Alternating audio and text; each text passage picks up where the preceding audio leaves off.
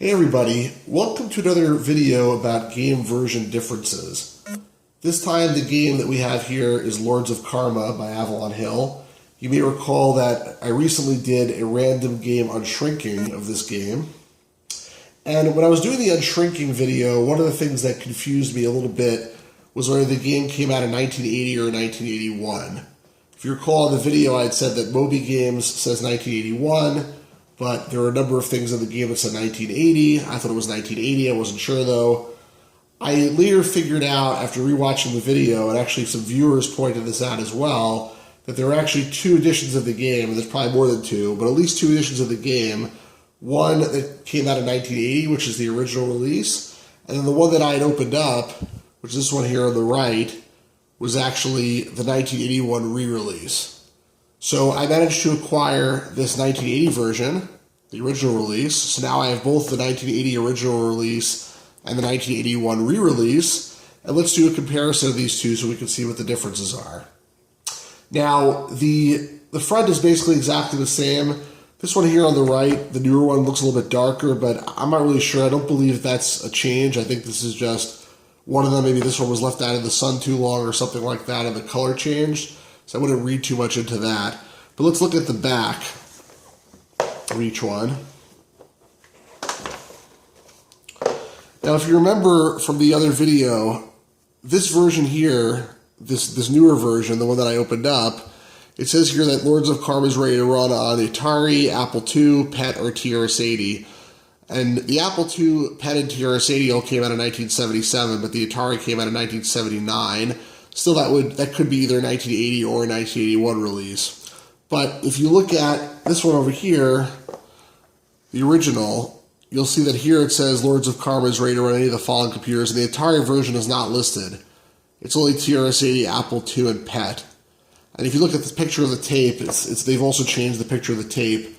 On this one, you can actually see only three versions, and then they added a fourth version, a fourth format for the game onto the tape in this release. So that's the main difference between the two releases, and that affects the box as well as the contents. Let's open up the boxes. Now, you'll see right away that while both games have a manual inside, and we saw the manual for the newer release here on the right in the last video, we see this one here is more of a bigger format. It's basically 8.5 by 11. It opens like this. The original manual that came with the original release is a smaller form factor. It's not as high, and it's also folded differently. So presumably, when they redid the manual to have to add these instructions for the Atari version, they decided at that point also to make the manual bigger. Now let's look at the tapes. As I mentioned before, the tapes are a little bit different because the one on the right here for the newer release also has the Atari format. If you can see that here, but it lists on the top left of the tape Atari. And the other thing which I noticed when I was rewatching the last video, this is what tipped me off that I had the later version, was the tape says on it copyright 1981. Right over here on the bottom left. So that's pretty obvious that it's a later release. It couldn't have come out in 1980. Well, it could have, but it didn't. And this one here, if you look at it, it says copyright 1980. So this is the clear difference between the two releases and shows that one's 1980, one's 1981. Now both of them have these plastic trays. Let's take those out. Now they both have the registration cards. They both have the catalog with the price list. The registration cards are almost exactly the same, but not quite. This one over here from the original release, it does not mention in terms of choice of computers. It says I own the following computers, and Atari is not one of the options.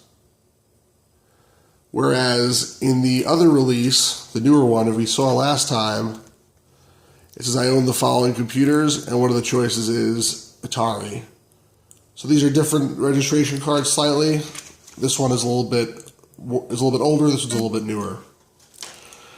And then in terms of the catalogs, so someone else, Eagle Eye, noticed that this catalog also says on it July 1981 on the top over here. So clearly this didn't come out in 1980. I think that's a pretty good proof. And this catalog had a lot of different games in it we saw last time. This one over here on the left, you can see it's folded over, so it's a little bit hard to see, but you can see if you look closely, if I bring it closer to the camera, that this one says effective July 26, 1980. So this is an older version.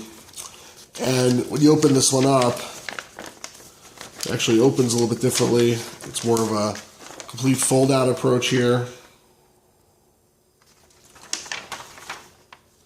And it actually mentions introducing new for fall 1980 microcomputer games. It sounds like this was when they were first introducing the games line as opposed to just the tabletop games.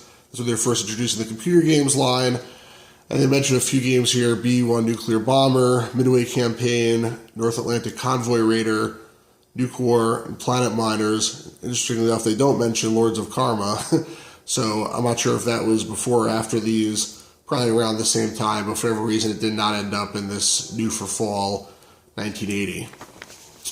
So those are the differences. Again, pretty much every component has some slight difference. So if you're collecting these and you care about the differences, you might want to pay attention to these things and know what you're getting and look carefully.